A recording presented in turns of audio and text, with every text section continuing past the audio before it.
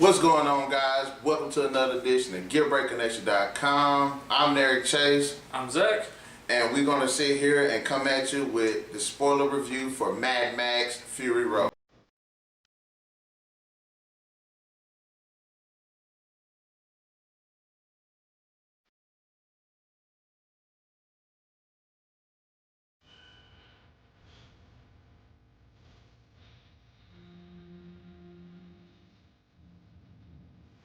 Now, this movie was completely epic. You seen my reviews for the previous film. You seen my review for Fury Road, but we're actually going to get into the nitty gritty of it today. I mean, what were your thoughts on it completely as a movie as a whole?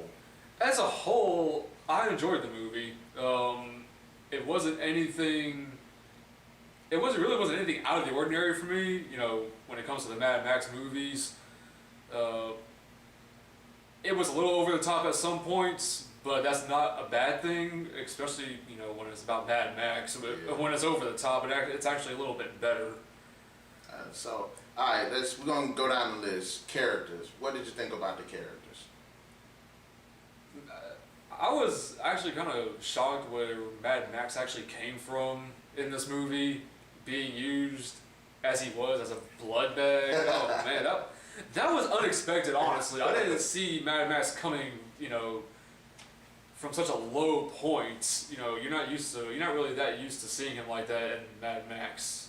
I mean, he kind of, maybe because I'm going off of Beyond Thunderdome. Possibly, yes. Yeah. I mean, how did you think Tom Hardy did as Max?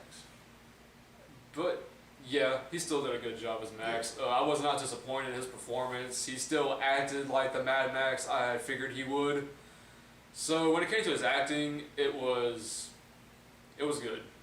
Alright, so everybody knows now, Mad Max was good, but everybody knows where the bulk of the film was more surrounded around Furiosa. What did you think about Charlize Theron on that part? That role was... She played it well. It wasn't exactly what I was expecting, but it worked. I loved her, and maybe because I love Charlize Theron as an actress, but I was like... I honestly don't really care for her that much. I like you said, when I said in my movie review, she was one of those characters I wish would been in more Mad Max movies, because I just found she was just so freaking interesting. I would have liked to have known what happened to her arm, because I don't think the movie didn't really address it. Maybe it'd be like something in a deleted scene or something. When they come out with the DVD, hopefully they might put that in a deleted scene. I could definitely see it being a deleted scene.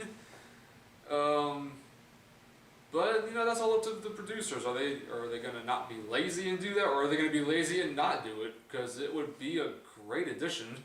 I mean, from the story already put together where she was kidnapped by Immortan Joe, we can kind of see what might have happened. Maybe she tried to escape, and as punishment, he cut her arm off. Speaking of Immortan Joe, what did you think about him?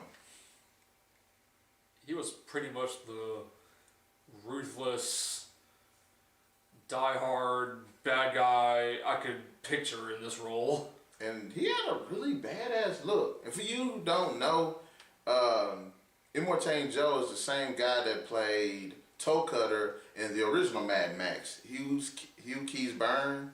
And which I almost didn't realize at first. I didn't realize until I actually did these reviews.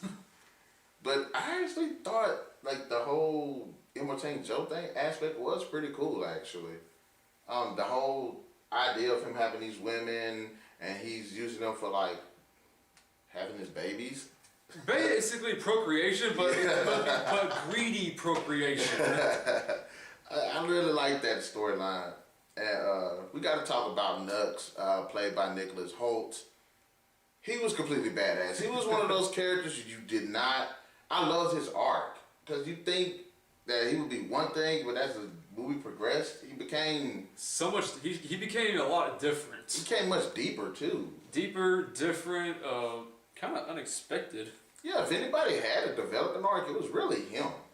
Yeah, because Because you saw the point where he came from, and then to see where he finished at the end of the movie, pretty beast. Yeah, he was pretty beast.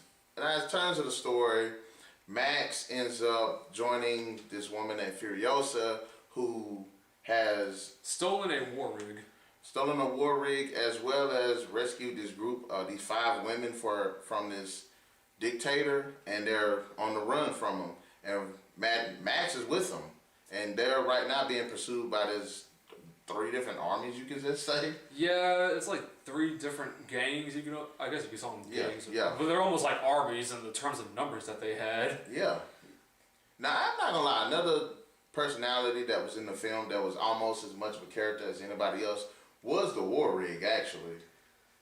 That war rig probably had just as much face time as Mad Max did. In fact, I think the war rig had as much face time as everybody in the movie did. Because actually, from the very get-go of the movie, I think before you really truly see Max, the first thing you see is the war rig.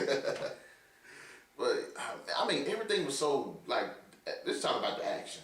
The action was tight as hell. The action reminded me so much of Road Warrior. But what is it when they put the nitros in? It's like they took the idea of the Road Warrior and they put the nitros. It was like Road Warrior with superchargers. Yes. Basically. This war rig had 2 superchargers on it, and that was unexpected. I've never seen something like that before. To see this rig that they're driving through the desert reach speeds like that while hauling a trailer full of gasoline and water is really something. And some of the stunts that they did with the truck that I really like the one part where they're racing on the way back and Nux ends up climbing on top of the hood of it, and he's like had the gas in his mouth and he's spitting it into the charges. He's spitting. I was like, that was beast as hell. That was also the same moment in the movie where Mad Max's original car made its debut. Finally in the movie, I thought we were never going to see his car. But yeah, apparently a rival gang had gotten a hold of his, his famous car that he always drove. Oh, I think it was the one Immortan Joe, his gang. I think after they got him, I think they took his car. Yeah. And somewhere down the road in the movie, you see his car actually, make its appearance, and Max actually makes a reference to it. He looks at the car out of the passenger side window of the truck. He said, "That's mine." But that was one of the things that I kind of wish they would have put into it. Maybe it's a deleted scene, but I remember when we was at the movies, I was like, well, maybe after the credits we'll see if he got his car back. Well, the car was destroyed, wasn't it?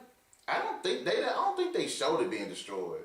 I'm not really sure. I think I remember seeing it being destroyed in the movie. I'm almost certain it was. Oh.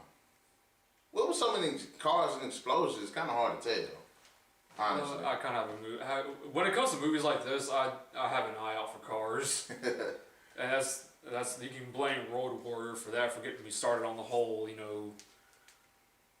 because this movie did feel a lot like the Road Warrior in terms of them attacking the rig, because that was pretty much exactly what they did in Road Warrior. They were trying to transport the gasoline in this rig, and everyone was attacking this rig. It was like a wounded battleship being attacked by a bunch of destroyers, is basically what it was.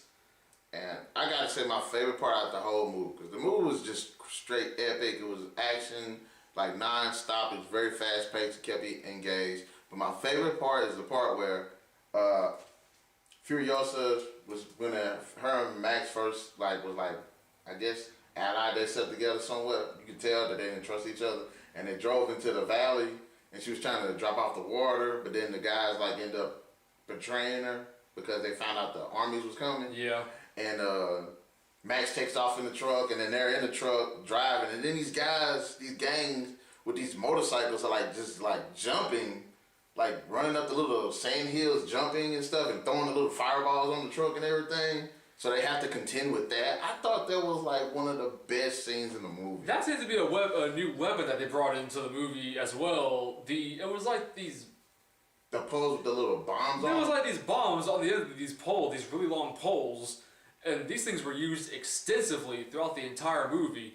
It seemed like these things were extremely effective vehicle Yeah, killers. like explosive spears. Yeah. Yeah, that would be the best way to describe them, but I've never seen that before. Yeah, that was a really good addition. And like when they first took off, when Furiosa first took off in the rig with the women, and then those other gangs came up, the ones with the spikes on the cars. Yeah. I said, Lord, that was, and then the one guy, he got stabbed in the face, but then he jumped off and he blew himself up in one of those things. I was like, wow. But oh my gosh, that was like one of the best parts of the movie. I have to admit that. The girls were all pretty hot. My personal favorite was Zoe, that played, I think her name Toast Annoying. They had some really weird names. Yeah, their names didn't make any sense at all. But I really liked Zoe's character, honestly. The one girl that was pregnant, she played on, I believe, Transformers 3. The one that died, I thought she was badass before she died. But She went out like a beast, though. yeah, she did. She really did. She actually she made some contributions before she went out, so it's nice to see her character wasn't, put to waste. What did you think about the whole sandstorm aspect? That was a big sandstorm. Yeah, it really was. But, in a nuclear apocalypse like that, when 90% of this land is all desert and sand, you have to think back to I think they were thinking back to the Dust Bowl era. Yeah. After when the Great Depression hit, we had these massive sandstorms that were rolling across the United States. And granted, they weren't as big as what we had just seen in Mad Max, but they were huge. And what was kind of cool, they actually added some extra aspects to this sandstorm that I've never seen before. There were freaking tornadoes in this sandstorm. Lightning there too? There was lightning, there was tornadoes. It was like entering the seventh circle of hell or something. And I like the fact that when they did it, they kind of showed it from Max's perspective. So he's like looking around and all of this stuff is like, I was like, I'm not gonna lie, I wish that part I kind of I expected to see later on in the movie. But in terms of the story-wise, it did make sense because it did put distance between the armies and Furiosa and them. Yeah, it did it slowed down the armies. Mad Max was also slowed because that rig had gone through quite a lot even at that point. Mm-hmm. But that's how they got up. That's how they met. And part of me was kind of wondering, was kind of hoping that at the end of the movie the war rig would have actually made it through everything. But no, it didn't. It crashed and blew up. We have to talk about the one thing that just stood out so freaking much. It was so freaking awesome every time we've seen it. Was the freaking guy with the guitar. Oh my god! I'd almost forgotten about that. The guy. That was a returning aspect of the movie that really kept you like wondering what in the hell. But it also made you laugh a lot when you saw it too, because this guy would literally just play his guitar. And flames were shooting out of it. They had these massive speakers on the back of the car that would just blast this music. And the thing is, it wasn't just like random chords he played. He played good rhythm. It was really like heavy metal stuff. Yeah. But he kept good rhythm. No matter how the car was moving, and he was like suspended on these wires. That was pretty cool. Him and the guitar. There was only one time in this whole movie where you see them stop playing. That was because he fell asleep. And he was like, "Hey." But as soon as the convoy got moving again, guess what he did? He got right back up and just started playing on it again. That guy was like awesome. I loved him. I was like, this guy's got a flaming guitar. And part of me kind of wondered, like, what was his purpose of it for? And I think I know what it was. It was for morale. Yeah, kind of like the little drum beat. Kept because honestly, they were gone out in that desert for a while. It was quite a chase. And they went through some stuff too. And that also made me wonder. I was like, these guys are like starved for gasoline. Gasoline is supposed to be it's sort of a scarcity these days. That's why they were sending the war rig to Gasoline Town or whatever the heck it was called to get gas. But I'm just saying, these guys, they spent a whole lot of fuel chasing this war rig all across the desert. Yeah, but that's when, like when I went and did research for the reviews. That's when I learned that the reason why they had so much ammo with the bombs and all of that is because they had one town that was like one town supplied munitions, the other town supplied gasoline, and I think Immortan Joe's was water. Yeah. So they kind of had a pretty good setup, actually. Which is an iron vice, I guess. If you're gonna, if you're gonna grab power in an environment like that, I guess one of the best things to have control over is water. Yeah, and I gotta say, like I said in my review once again, the soundtrack. I love the soundtrack. Oh my freaking gosh, I love the soundtrack. I wanted to cry. It was so good to me for some reason. The music they played during all the action scenes was just perfectly set for that type of environment, that type of action. The speed of the action. Now, what did you think about the elders? The older women? Yes. I liked it. I liked it, the storyline for them, and I liked it the fact. I make a comparison. Like on the Road Warrior. I went back and watched it, the Road Warrior, and I seen like where their survivors was trying to, fight off the bandits, and I seen how the women were trying to fight off the bandits. And I'm not saying that. I am saying, but it was better done in Mad Max. I mean, Fury Road, because I went back and watched the Road Warrior, and I was like, they weren't really. This ain't one of those nostalgia things for me. It's like I really like that scene, but I gotta kind of call it what it is. That was decent. This movie did it better. And as far as the older women aspect, the mothers, I thought they weren't in the film for long, but. They went ham. They weren't in the film for long, but they did contribute. They contributed a lot. Especially in the battle, in the last final battle of the movie, they really contributed a lot, helping Mad Max and the other girls. One thing I did like about it, though, was they didn't really talk about what had happened to their society that they had tried to build.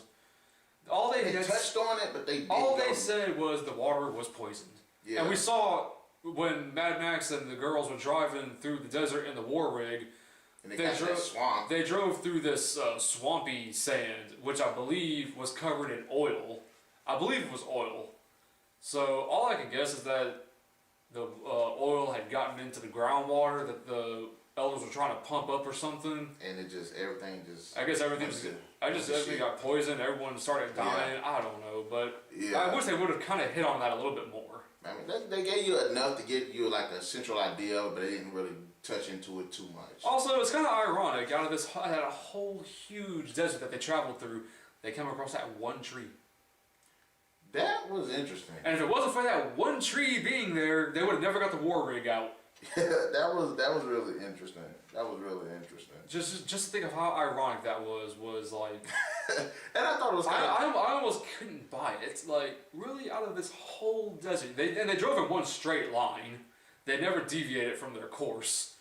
Because deviation at that point would have even helped them, because it's not hard to follow the tracks of what a war rig makes. So even if they were to turn and try to make circles, the bandits would have still found them either way. Yeah. So I guess driving in a straight line would still make sense. I kind of thought, I was like thinking to myself, I said, how in the hell do they know where to go in this big desert? And that's the thing, they didn't. They just drove in one straight line and kept going. No, I figured it out. Cause I used to watch I was watching like Pirates of the Caribbean. I was like, well, how the hell do they know where they're going? And I guess they have their own functioning navigational system, like for that type of environment. Like if you live in a desert long enough, you know how to navigate it. If you live in the jungle, you'll know how to. If you live on the seas, you'll know how to navigate it after a while. That kind of, I was like, but then I thought about it in that aspect. Well, that's like what pirates can do it on the open water. And they've lived in the desert their whole life. Well, not their whole life, but long enough for them to adapt. Yeah. This movie was just freaking awesome on all fronts. This is definitely one of the movies I want to buy on DVD. I'll definitely buy it on DVD. But speaking about lengthwise, I don't know why, but it felt a little short. Like, I don't know why, but when the movie ended in the theater, I was almost surprised by it. I was like, wait, is this over? It's over? I wanted to see a little bit more for some reason. I was like, this can't be over right now. We haven't even been here that long. That's an engaging movie, because when it ends, you're like, no, that cannot be it. Which is kind of why I hope they do put some bonus content in DVDs. They please do put some content into there, please. And I have to say again, Toast the Knowing was sexy as hell. I love this girl. She was really cute.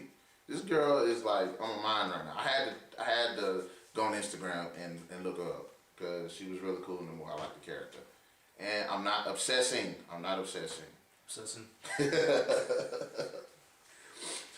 But yeah, this is our Mad Max Fury Road discussion review, guys. Feel free to let us know what y'all thought about it, what you thought about the review, things you thought we touched on that make sense, things that didn't touch on. And we'll just see you guys in the next edition of GearBreakerNation.com. And remember, keep the gears turning.